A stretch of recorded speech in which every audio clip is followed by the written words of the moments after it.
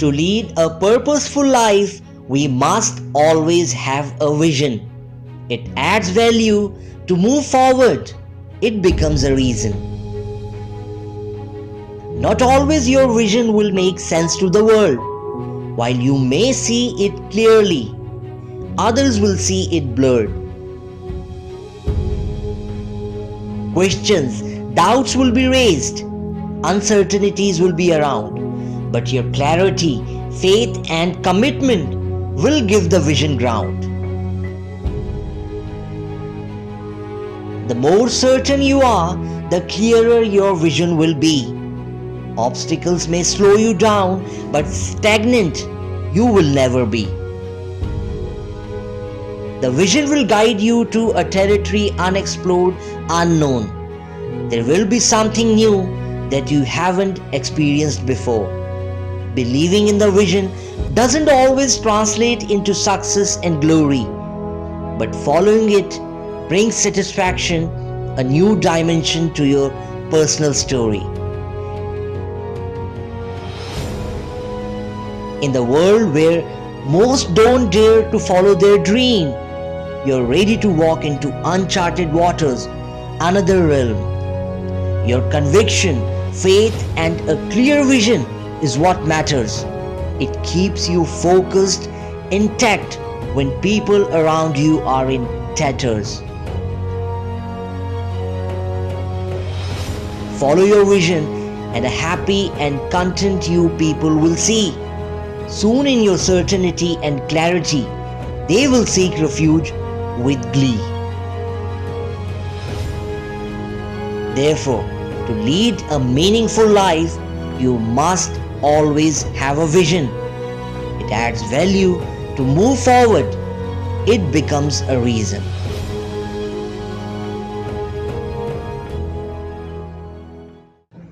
We all want certainty in life. A life full of uncertainties takes us nowhere. When we are certain, we are confident, and when we aren't, we are full of doubts and a bit tentative in our approach. However, talking about modal verbs, I can say with certainty that we have learned a great deal about them. In the past 5 lessons, we discussed in detail to express possibilities, abilities, probabilities, and necessities, and to seek, give, and refuse permission. In today's lesson, we learn to say things with certainty and draw conclusions with the help of modal verbs will, must, and can't. Friends, my name is Hemant Singh Rana, and you're watching in Live on English, making the language entertaining, lively, and functional. So let's get started.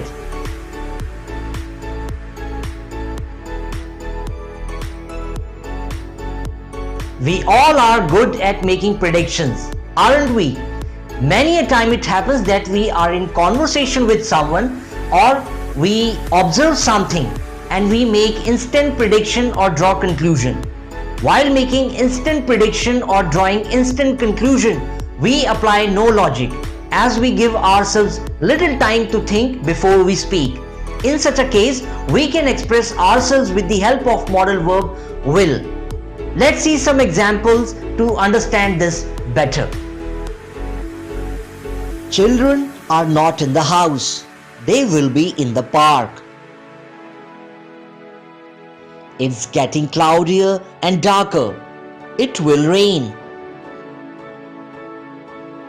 The team is playing casually. They will lose the match. John is not present in the meeting.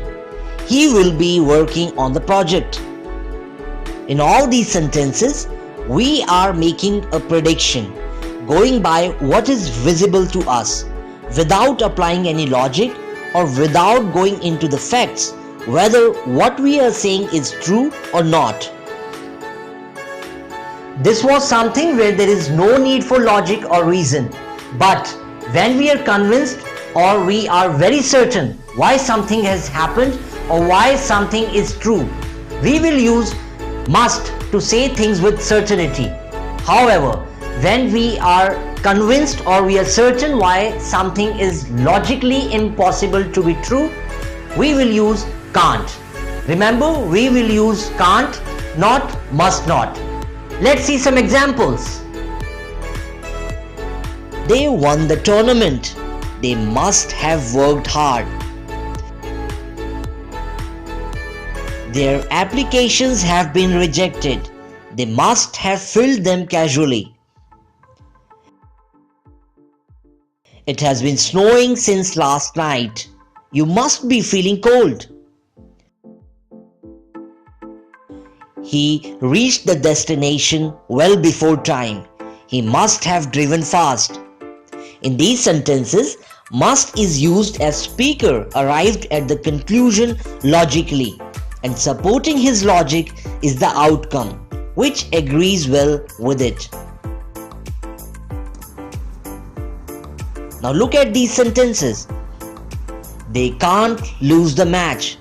They have worked so hard. You can't deny me a promotion. I have performed so well. They can't miss the meeting. They have an important presentation to make. The management can't reject our report. We have prepared it so well. In these sentences, can't is used to express surprise that something happened against logic.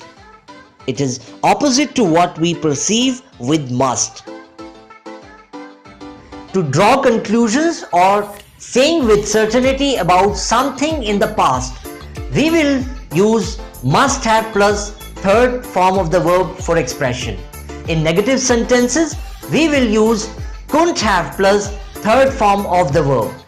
Let's understand this with the help of some examples. They look very familiar. I must have met them before. John performed really well. He must have worked hard on his game. The dish tastes familiar. I must have tried it before. You couldn't have gone to the market yesterday. It was Sunday and all markets were closed. He couldn't have performed better. He hadn't practiced harder. So friends, this ends our short and crisp discussion on the idea of certainty. Today we took one more step towards mastering modal verbs. If you have been closely following the lessons on modal verbs posted so far, I can say with certainty that you have become better in expressing yourselves correctly. If you faced any problem in understanding any of the concepts so far, do get in touch with me. If not, then go out, share your knowledge and help someone become better. The more we share, the better we become. In the next lesson, we learn to express unreal situations, habits, promises, wishes and requests. We will also learn to use modal verb dare. I'll be back with you soon with a new lesson. Till then, keep learning and keep improving. Goodbye.